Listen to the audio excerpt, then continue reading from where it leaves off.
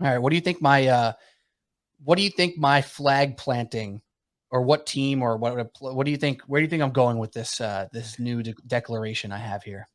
I feel like you brought up Daniel Jones twice so far in this podcast, so I feel like it has to do with possibly Daniel Jones and the New York Giants. You are correct, Andrew. You are correct.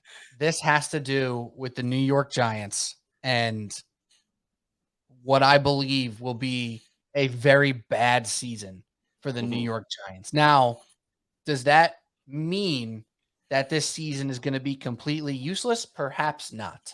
But I've been looking around. I'm preparing for my over unders for the season and all my bets that I'm going to put in, prop bets, etc., for the NFL, because the season starts in just over a week now. And I can't wait. But here we are talking about the New York Giants and their over under. Drew, do you know what it's set at right now? Do you know what the Giants over under set at? Oh God. Uh, Tell me, please, enlighten me. It's at 7. And it's at 7 even. It's not at 7.5. Most, I'd say 95% of over unders. I'm scrolling through DraftKings right now, are Hmm. all at a half number. That's not true. Maybe 75% are at a half number. There's some sevens and sixes and tens in there, whatever.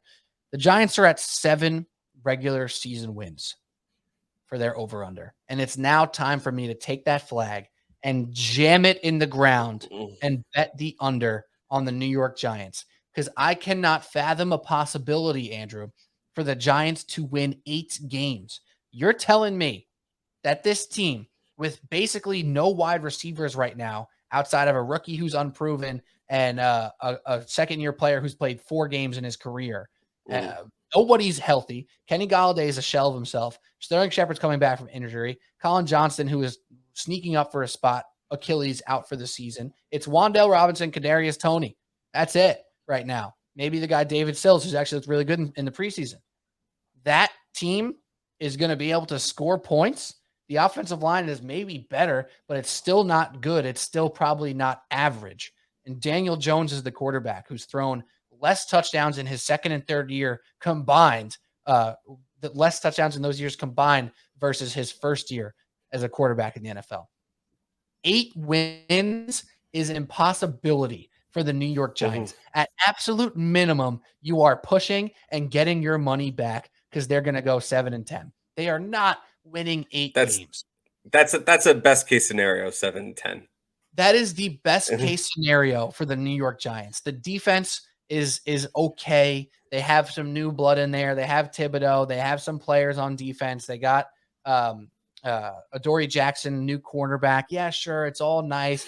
There's some optimism. There's some reason to believe this team's going to be frisky. No, there's not. This offense once again will struggle to put points on the board. And if they do consistently put points on the board, Brian Daboll deserves a parade for getting 8 wins. That's how I feel about the New York Giants right now, because this offense, the more you hear about it with the personnel and the injuries and the dismemberment of Daniel Jones as a quarterback that we might see over the next season, I can't even fathom 8 wins for this team. The fact that it's still at 7 at even odds, nonetheless, it's at minus 110 for the over and the under. That's the only reason for me to believe that there's a chance that Vegas thinks there's a chance for them to get 8 wins. That's the only explanation I can possibly fathom to make this team close to 500, Andrew. They're going to win 4 games. They're hopefully going to get a great pick at a quarterback next year, and that'll be the best win possible for the New York Giants and Brian Daboll, because this team will likely be a disaster. Well, I totally get you planting your flag here because I do remember last year at this time saying that it was a make or break year for Daniel Jones, and I do know the Giants were not healthy last year, but that excuse can only go so far, and it looks like they're not going to be healthy again this year. So it's like, how many times, similar to Aaron Boone, it's how many times are you going to continue to run him out there and kind of spin your wheels as an organization, especially an organization that hasn't had success in nearly a decade. So yeah, I'm so with you on the Giants and not being optimistic in the slightest. It's kind of tuned me out from football. Just football for me right now, outside of New York sports, is it's an excuse for me to drink beer and eat wings on a Sunday and check my fantasy team because there's nothing to root for in New York sports. The only thing I can actually root for is Zach Wilson's mom body count. Um, and that's really it. That's the only thing I can root for as a New York sports fan, football Man, sports fan. and there's so much more to look forward to right now with the Jets, and they may not be a better team. I talked about this last time. They may not get more wins than the Giants. They can both get 6, but those 6 for the Jets will feel a lot better than those 6 for the Giants because there is just not a lot of positivity to look at when you look at this offense and expect them to score points. As Saquon Barkley is healthy, apparently, which is a great thing. I hope he goes off. I hope every fantasy owner of Saquon is happy with the pick because I love Saquon. I never wanted the Giants to pick him, but he's a great dude, great player, yada, yada, yada. Are you taking Saquon as like a top 5 pick? Let's say you're in a 10-team league. Are you taking Saquon in the top 5? No, not a top 5 pick. I think he's an end of first round, early second round running back. To Hmm. go through it off the top of my head, obviously you have Jonathan Taylor and Christian McCaffrey, probably the first 2 running backs off the board. Cooper Kupp, Justin Jefferson, the first 2 receivers off the board. And then you get more into that like Eckler, Najee Harris range, Dalvin Cook range, Derrick Henry range. All those guys will go ahead of Saquon. Hmm. That might not be how the season ends up, right? If Saquon gets a crap ton of targets because there's no receivers on the team and he racks up PPR points, like you might be really happy with Saquon. Again, I don't think it'll matter much on the field, but no, I don't think he's a top 5 pick. I think if you pick him 8 to 14 range Hmm. is probably where you'll be most happy with that pick. Yeah, Now, again, I would tend to agree. And if I also want to just plan to talk a little fantasy. I am not one of those people that I have actually the number 2 pick in my fantasy draft, and I am not picking Christian McCaffrey. I do not. The first 2 weeks he's going to put up 40 points, and then the third week he's going to tear his ACL. That's just the reality of Christian McCaffrey, and I'm not willing to right, put all my eggs in that basket. Just you personally. have to be willing in fantasy. You have to be willing to accept that you didn't want to be part of that business, right? Like you Hmm. ever play Settlers of Catan, Hmm. the board game? So like in that Yes. game, you acquire resources. So you're playing Yes. that game and you're like, oh, I'm in the brick business, I'm in the sheep business, I'm in the wood, whatever. Like Mm. if you don't want to be in the Christian McCaffrey business, that's okay. You have to understand you might get burned. However, if you pick Justin Jefferson or Cooper Cup or even a Dalvin Cook or whatever it may be, you might still be fine, right? So I'm Yeah. totally fine with that. I don't have a top 3 pick in any drafts that I have. Only Hmm. pick I have a top 4 pick even is a 2 quarterback league, so it's quarterbacks off the jump. So I'm not even thinking about that for my personal fantasy life. But if I was going to give advice, you have to gut check that one. It's the same thing with Yeah. Saquon. I would never get mad at somebody for taking Saquon 5 or 6, even though he's projected to go 13th, because if you have faith in him, you're projecting him above his value, and above his value is a mid first round pick. So I'm fine taking that swing. But the same thing with McCaffrey, same thing with Derrick Henry. A lot of people are really turned off by Derrick Henry because they don't want to get him on the year he falls off a cliff. You have to then be aware that you might get burned and you Hmm. might take Austin Eckler, who sits for 4 games or gets injured or doesn't get 20 touchdowns like he did last year, and he'll be average to good, right? And Henry might get 400 touches again. Like you have to be aware that's still possible. But I totally respect not wanting to be in the CMAC business or the Derrick Henry business for that matter. Yeah. It's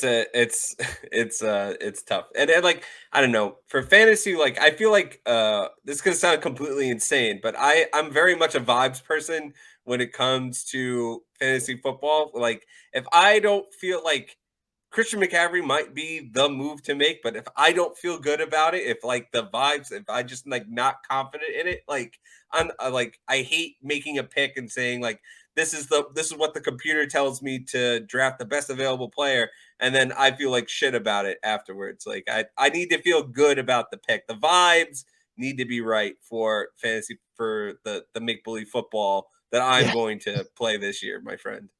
Yeah, and you know what? Your team should be called Good Vibes Only or something like that because I Hmm. feel that. Now, a sharp fantasy football player would probably tell you to think the exact opposite of that, right? Because you're probably best off taking players that don't make you feel good. Like how often does the guy who say, "Yo, I got the sickest draft," actually win the league? Because the league is won after week 1. It's on the waiver wires. It's on a trade, perhaps. Mhm. So often those first round picks could get you there, but you win based off so much of the other stuff that you do. So I would argue with your logic a little bit, but again, with that first round in particular, you want to stick your flag in something you're feeling good about. You don't want Mhm. to stick your pole into things you don't like very much. You can get into some funky business like that. No, absolutely. Yeah, that just goes right. You don't stick your pole in places where it shouldn't be, you know? There you go. That's it. Exactly. That's it. That's why I'm sticking my pole in the back end of the Giants, right in their rear, and shoving them out of town because it's terrible. The Giants are not good, man. Like, I Uh, want Tony to be good and for me to be wrong so bad. But I said from day one, I didn't like the pick. And unfortunately, right now, there's reason to believe I'm right, but there's great opportunity for him to prove us all wrong with the immense amount of talent that he has. It but just doesn't matter. it Doesn't doesn't seem matter. like he wants to be there either, and that's the weird thing with Tony is just like he just seems just so disinterested in being. I don't know what it's about, like the Giants organization right now that's like turning superstar players into some just I don't know. I don't know. Like Galladay went from being like this great story in Detroit to comes over and I saw him run a route the other day. He looked like he was a 60-year-old man running a 5 yard out. Like it was horrendous. So I don't know what they're doing with their player development over there at the Giants, but it's not great. It's not great. So I agree. I agree. My flag's in the ground under for the New York Giants. I just want Hmm. somebody to explain to me how they're going to win 8 games. And then from there on, I'll tell them that they're crazy. And I'll, at minimum, push on that over under 7. Minimum If you, push on if you wanted someone to tell you that they were going to win 8 games, you should have Alec on the podcast because he would have told you. He would have given you reasons. He would have drank that cool. He would have chugged that Kool Aid, that Giants Kool Aid, on the podcast and tried to tell you, my friend.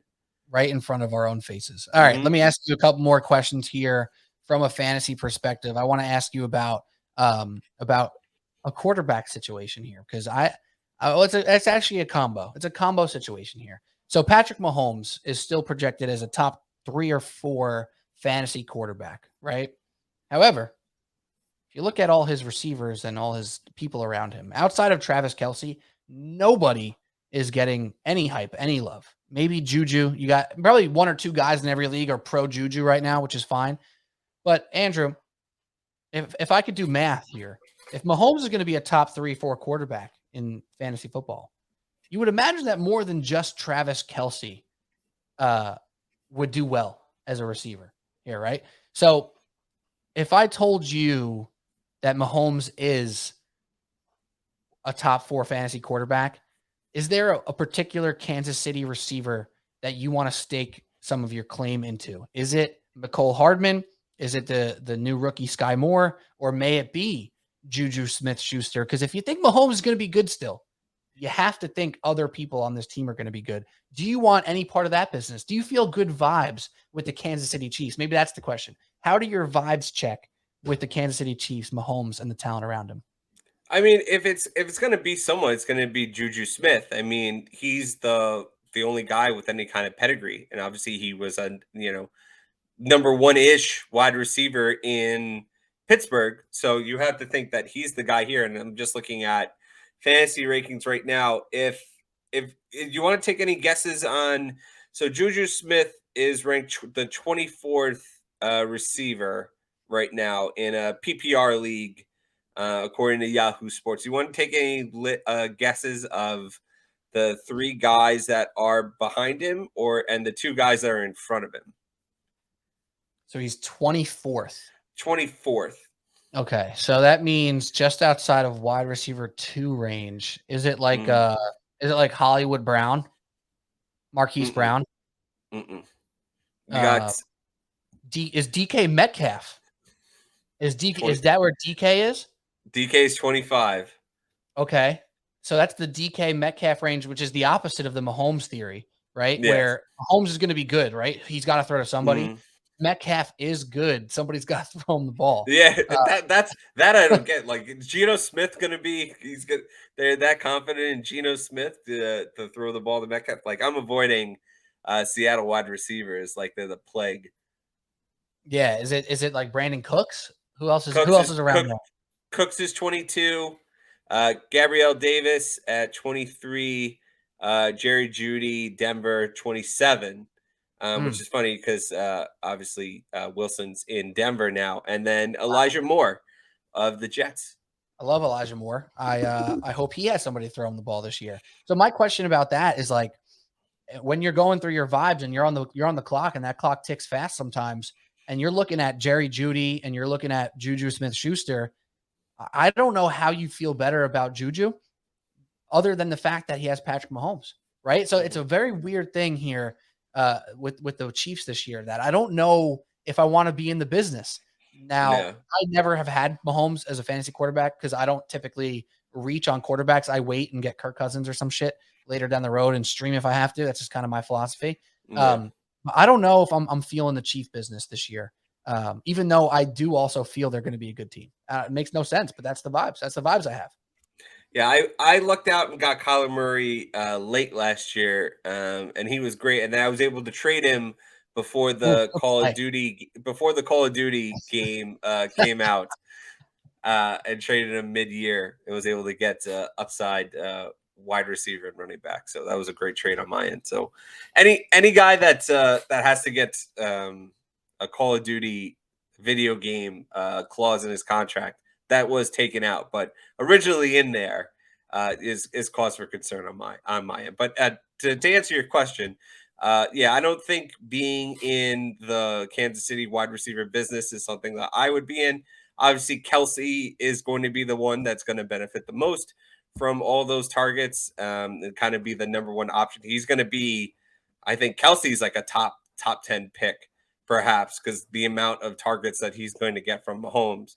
Um, so there's that. But yeah, as far as wide receivers go, I think you could do worse than getting Juju Smith as like your number two receiver. But I definitely think there might be better options for you down the draft. Yeah. Have you done any drafts yet or no? No, I'm the next week is going to be my first and only. I've done this. Now that I have a second child on the way, there's no way I'm going to be able to. Last 2 years ago I was in 6 leagues. Last year Okay. I was in 3 leagues. Now I'm down to my one and only league with a couple of my buddies that are fun punishment league. So this year the punishment's going to be everyone. You have to do an NFL combine and then post your numbers to the board. So basically, someone has the video doing like your bench press and your 40 dash and all that stuff. So that's the punishment this year. That's a good punishment. I like that. I like that. I like a good public embarrassment. That's good for you. Hmm. All right. Last question on fantasy, and then we'll say goodbye. Is there any player in particular that you're looking at? It could be in the first 2 rounds or somewhere in the middle. Just any player that in your draft you're kind of thinking about, like, hey, I don't know exactly where he's going to go yet. He could probably pop up around if somebody feels like me, but I really want this one guy. Is there anybody that you're targeting or any team that you're targeting that you want to be in their business? I know that Tyreek Hill outside, there's question marks in Miami, but I feel like he's such a great receiver that he's going to get his targets and his that doesn't matter about the quarterback. So I think Tyreek, I think he's going to drop a little bit. I think he's going to be maybe like the 8 to 10 range, 8 to 11 range on More receivers than chosen, that. but Oh, on I receivers. Oh, yeah, yeah. receivers chosen. I think, but I feel like he can give you a top five receiver performance this year. So I'm definitely feeling Tyreek as a kind of a buy low candidate. I like that a lot because last year, I mean, he's a top 5 receiver off the board easily. This Hmm. year, like you said, 8 or 9. In total, the one I'm looking at is an aggregate. He's ranked 21st overall. I don't know how many receivers are ahead of him on this list here. Hmm. So you can get him at the end of the second round, maybe the third round. It kind of depends who's in your league. You might have Hmm. a rogue Dolphins fan in your league who just wants him and he'll reach for him a little bit. You can get Tyreek Hill possibly end of second round, early third round, and like get a top 5 receiver easily. I Yeah. think it's very possible for him to get a boatload of targets. He might not get as many explosives as he used to. So you might not catch the Tyreek Hill 45-point week. But the frustration with Tyreek Hill, even for the people who owned him with the Chiefs and Mahomes over the past couple of years, is that he'll go for 45, 38, and then go 6, 6, 12. And it's a little frustrating here. I think there's a chance for him to be a little bit more consistent without that high end 45 every once in a while. With always still the chance to do it. You never know. Tua throws a decent deep ball. I'm kind of on Tua Yeah. Island this year. I'm pro Tua.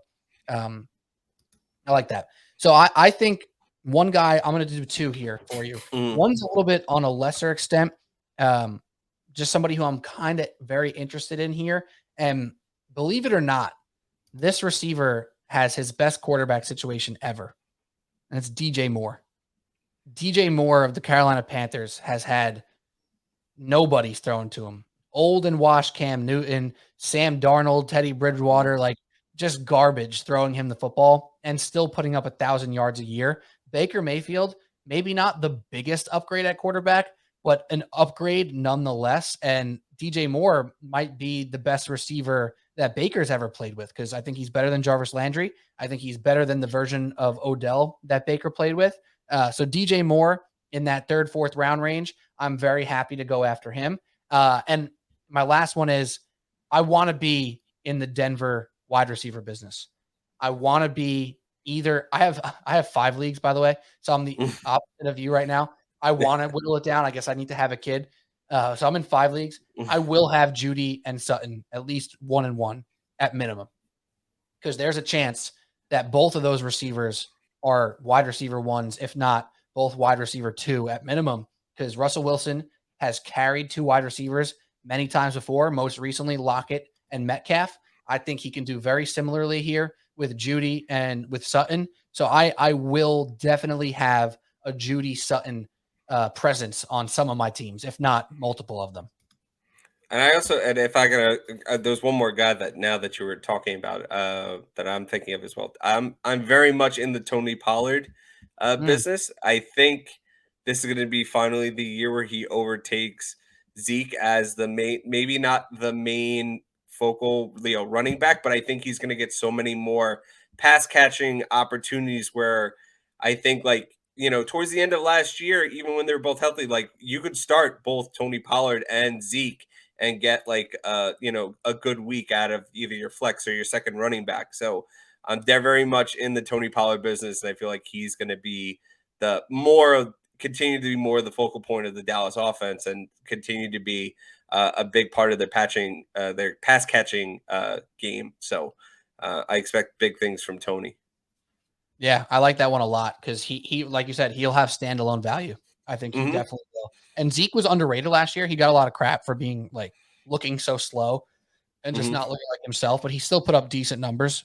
So I like that a lot. But my last one is Dallas Goedert, tight end. Now, tight end is a weird position here where, if you don't get one of those top 3 guys in Kelsey, Andrews, Pitts, you're not really sure what you're going to get. Kittle's been injured. Waller's not practicing yet. Dalton Schultz is kind of hit or miss. But Dallas Goedert, it's his first time ever being the true number 1 tight end for a team going into a season. If you remember last year, Ertz was still hanging around. Goddard's been better than Ertz for 2 years now. Goddard's a very good player. And I think after him is where the drop just falls off a cliff with tight end. So if I'm in my league here and, I don't have a tight end yet, I like to pick all wide receivers and running backs for the first bunch of rounds. And Goddard is still there in that 8th round range. I am pulling the trigger on Dallas Goedert. Hopefully my friends are not listening to this episode, because that's the tight end I'm targeting here. And if I don't get him, I will not pick a tight end for probably 4 more rounds and just take the scrap heaps and stream and be miserable the entire year. Because I did get a taste. I had Mark Andrews last year, Andrew, and it was amazing. It was incredible. And he helped carry me from a 1-4 start to the championship. And it was awesome. So I know the value of tight end, but if I don't reach on those top 3 guys, which I probably won't, Goddard is my big time target at tight end. I also like Hawkinson a lot. I understand that, Detroit is always and forever be a dumpster fire, but he is the number 1 target there, very much in the Kelsey situation where their number 1 target is not a running back and it's not a wide receiver, it's a tight end. So I also went the Goddard route last year, but I also had Hawkinson as well. And I was very happy with both of their performances. So good on you, friend, for thinking the same way as me. There we go. Hawkinson, a great player. He's due for that year where he like kind of inserts himself to that upper echelon of tight end. So I like that as well. Yes. All right, Andrew. I have 5 fantasy drafts in the next 6 days. I have no better way to start than having 2 drafts simultaneously on Wednesday night. So I'm in for it with fantasy over the next week, and I'm so damn excited for football. I'm so damn excited to continue to watch the Mets and watch the Yankees burn. So any last words out of you, Andrew? God, yeah. No, you had to end on that bummer, my friend. So I'll say this: let's go Dodgers. Let's go. Oh, don't say that. That's terrible. I don't want to hear that garbage. At least say that next week when the Mets aren't playing them. Let's go, baby. Yeah, it's a great. I will say that you're getting into September now, and I have some friends that are very big into fall. That they say it's they're drinking their pumpkin spice lattes, and try. It's still summertime, friends. I would stress to everyone out there that's excited for fall. Fall will be here. It'll get here. Just enjoy the last couple weeks of summer, and then fall. Enjoy fall when it's fall time. Everyone that. Including my wife, who loves her pumpkins, who's put pumpkin shit around the house already. And I say, honey, it's not time. It's not time. Enjoy the summer while we still have summer, everybody. On August 30th, okay? And fall will get here when it get here. That's all I have to say about that. I like that. Well, Dunkin' brings back pumpkin September 1st, so you can get an iced pumpkin latte in the 89-degree weather of September, and that'll be great for everybody, I'm sure. All right, Andrew, thanks so much. I appreciate you as always. Don't forget to listen on any of the podcast apps, and while you do that, subscribe, rate, and review. It means a lot to us over at Subway Sports Talk. Also on YouTube, don't forget to hit the subscribe and notifications bell so you see when we post new videos. Other than that, follow on social media at Subway Sports Talk. I'm Pete Kennedy for Andrew Calagna. That's all we got. Cheers. See ya.